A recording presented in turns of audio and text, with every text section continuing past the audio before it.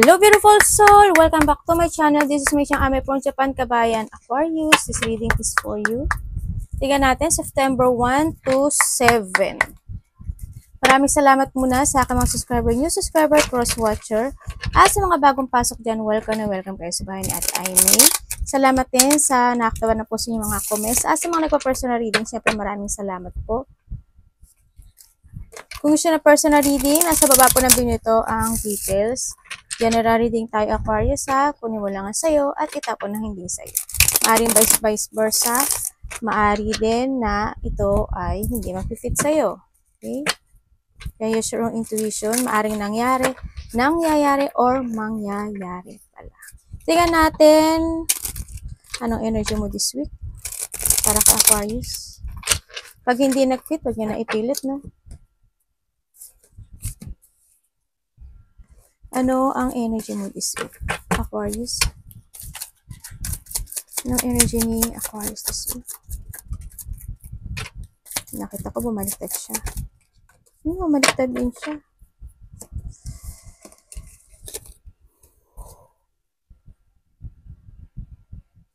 Okay, ang energy mo this week is pagpaplano.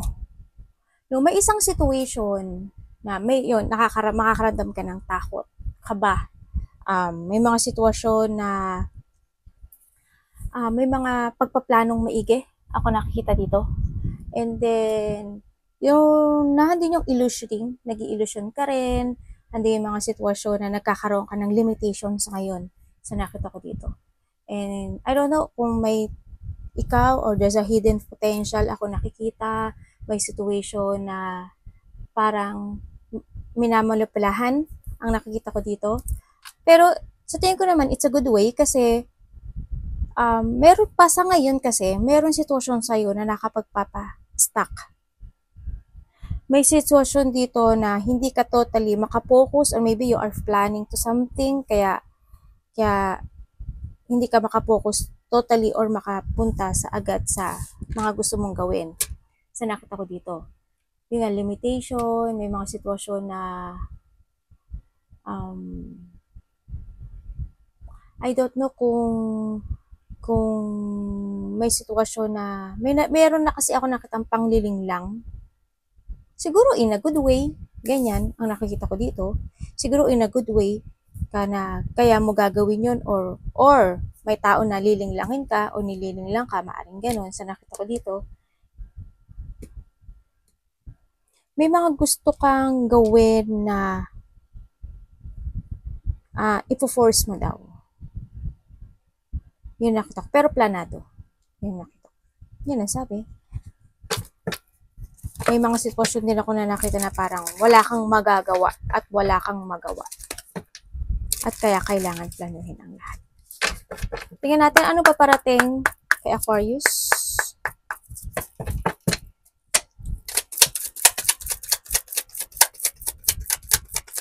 This week. Paparating sa inyo. Ay, na-stuck ka ha. You're trapped. Okay, ang paparating sa'yo is may mga sitwasyon na pagsubok akong nakikita sa'yo. May mga sitwasyon na magkakaroon ng maraming katanungan. May mga sitwasyon na, I don't know, parang this is a dissatisfaction. Ibig sabihin, there's a rejection. Or may mga pagsubok na mabibigo ka, may mga pagsubok na hindi mo magugustuhan, may mga pangyayaring maboboard ka, may mga situation na ma-stuck ka, may mga situation na need to heal, yung mga ganun ang nakikita ko. May mga pagsubok na maaring you need to run or maybe titingnan ko. Kasi may stuck eh. There's a negative thought ako nakikita. Frustration po ito. Yan yung parating sa'yo. May frustration, may mafe-feeling mo na parang there's a victim mentality, makaka-feel ka na parang there's a loss actually. There's a loss. Loss of hope, loss of its helplessness, mga ganun. May mga sitwasyon na pagsubok na makukorner ka, may mga sitwasyon na parang self-imprisonment. Alam mo, I hope hindi lahat. I hope hindi lahat. Hindi ko alam kung ikaw or malapit sa puso mo, may darating na pagsubok na may makukulong. Either makulong siya sa isang situation na matatalo siya, or sitwasyon na mako-corner siya, or situation ng pain. Yun ang nakita ko. Yun ang paparating sa'yo. I hope hindi ganun kasama. I hope negative lang na kaya mong takasan. Pero nakikita ko naman dito, may pag-alis. There's a travel ako nakikita din sa iba. No? Pero halimbawa, in that travel, yung parating na to, halimbawa sa travel na yon, nag-travel ka, tapos ibig sabihin, pag nag-travel ka, may pagsubok na darating para sa'yo.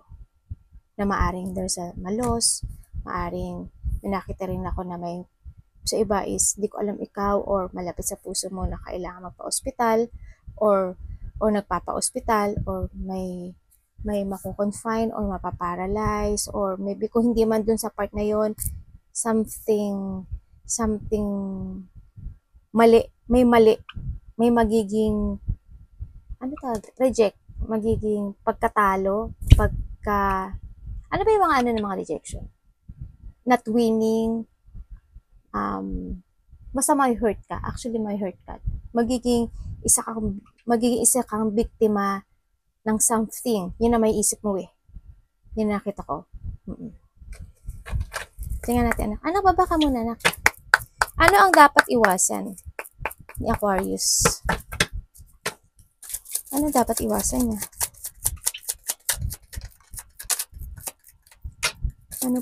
Ano po ang dapat iwasan ni Aquarius?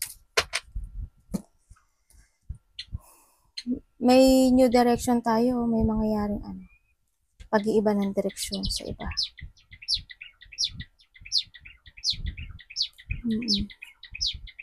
May mga action, activity, adventure ang ako nakikita sa'yo. Ingat ka.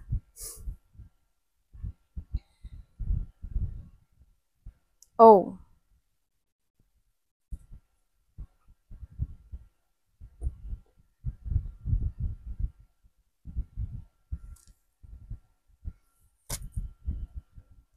Sa nakikita ko sa'yo dito,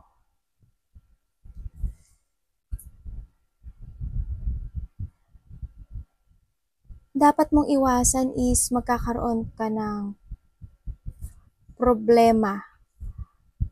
May stress ka daw. Yan, iwasan mo yung pag-iisip ng malalim, iwasan mo yung, kasi may mga iisipin ka, may lungkot ako nakita dito. Anxiety, depression, may sitwasyon ka na maaring iba yung iba sa inyo, mapupokus na sa mga mangyayari, sa the past, may mga sitwasyon na feeling loss, may mga sitwasyon na hindi ka makapagtutulog, ganyan. Mga dapat iwasan mo yun, yung pag-iisip every night, yung pag-aalala na related ang money, yung pag-aalala na, tsaka din dito, nakita ko kasi dito, hindi ko alam kung sino yung may sakit, yan, may taong may sakit, tapos maaring sumakit yung ulo niya, paa niya, or may sakit talaga siya, o may mararamdaman kang lungkot sa iba, ganyan, mararamdaman kang lungkot, may mga sitwasyon na there's a pain, ako nakikita. Maaring yung iba dito, mayroon kayong, dapat mo daw iwasan yung pag-worry, yung pag-iisip ng hindi magiging maganda yung situation mo, kasi magkaka-migraine ka dito. More on pag-aalala, yun na nakita ko. Kasi more on lungkot, tapos dapat mong iwasan din na, tandaan mo hindi ka raw nag-iisa, no?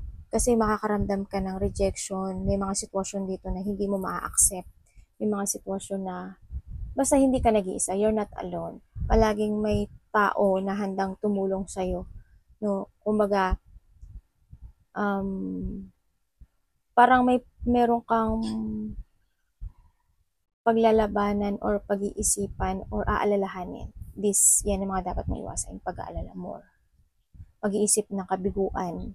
Pag-iisip ng walang kapag-asa. Pag-iisip ng, well, more on focusing in that situation. Kasi mapi-feeling, yung iba nga nito, you will feel abandoning, you will feel talo, mapi-feel mo na ganun, more on stress, anxiety, depression. When it comes sa love, tingnan natin, when it comes sa love, hindi lang sarili mo, karelasyon, anak, kaibigan, mga, kung ano man, mga magulang, no? When it comes to love. When it comes to love.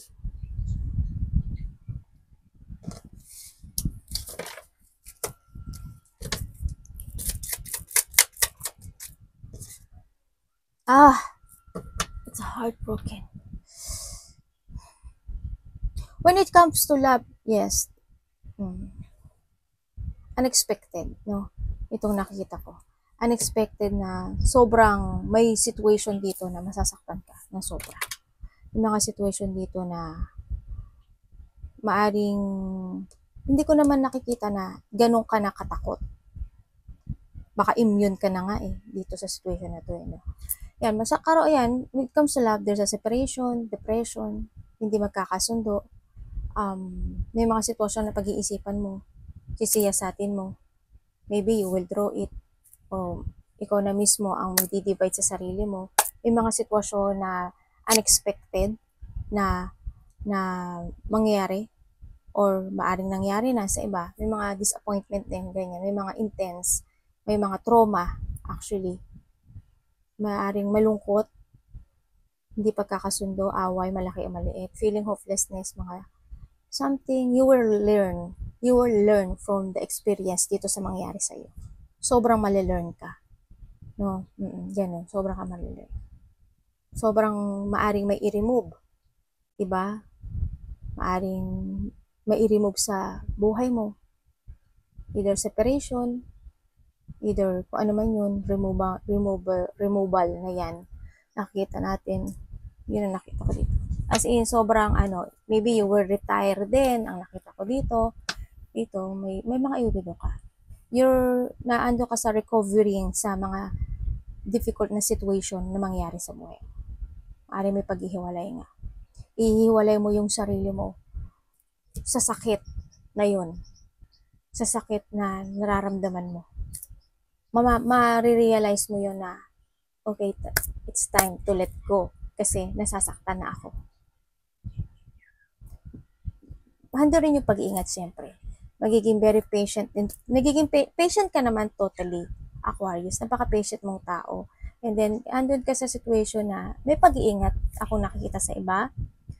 Maybe you will search for your wisdom, mga ganyan, o kaya, as pipiliin mo kasi dito na mag-isa, to think, yan, or may situation na mag-iisa ka, may mga sitwasyon na ihiwalay mo yung sarili mo sa sitwasyon na nasasaktan ka.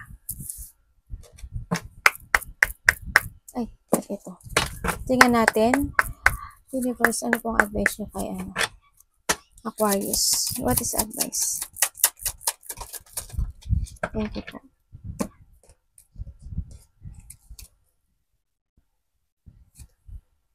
Okay. May mga sitwasyon talaga na ipa-priority mo. May mga sitwasyon talaga na magiging wiser and magiging strong. Yun nga, sabi ko sa'yo, there's a departure. Baka nga may travel din yung iba sa inyo. Baka magka-travel. May mga sitwasyon na i-accept mo because of the lesson. Dahil may magiging lesson ka.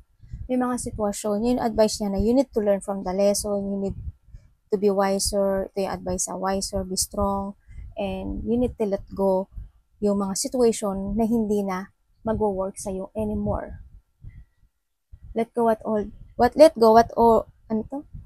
go mo yung whatever holding you back sa nakaraan. Ang nakita ko dito, this is a time na rin to moving forward. This is a time na rin to leave behind yung mga sakit na ito o yung mga sitwasyon na dapat i-leave behind mo. This is a time, kahit masakit, slowly but you're moving, kailangan mo mag-move forward kasi pagod ka na, mapapagod ka. This week, mapapagod ka. May mga sitwasyon na pagod ka na kailangan mo na talaga i-let go and kailangan mo na rin ma-overcome itong mga sitwasyon nito. Pero, ang nakita ko, marami kang aasikasuhin or marami kang priorities, marami kang task na gagawin to move. Yun ang nakikita ko. Magiging flexibility to, magiging may mga sitwasyon na i-evaluate mo, na kailangan mo rin siyempre i-need and control, balansehin yung sitwasyon mo. Kahit sa pera, sa family, sa situation na magaganap sa iyo. Yan ang advice. Kailangan mo daw balance. Balance and control. Okay? Kailangan lang pumunta sa andito yung transition. May paglipat din ako nakikita sa iba. No? Arigatou namasay, guys.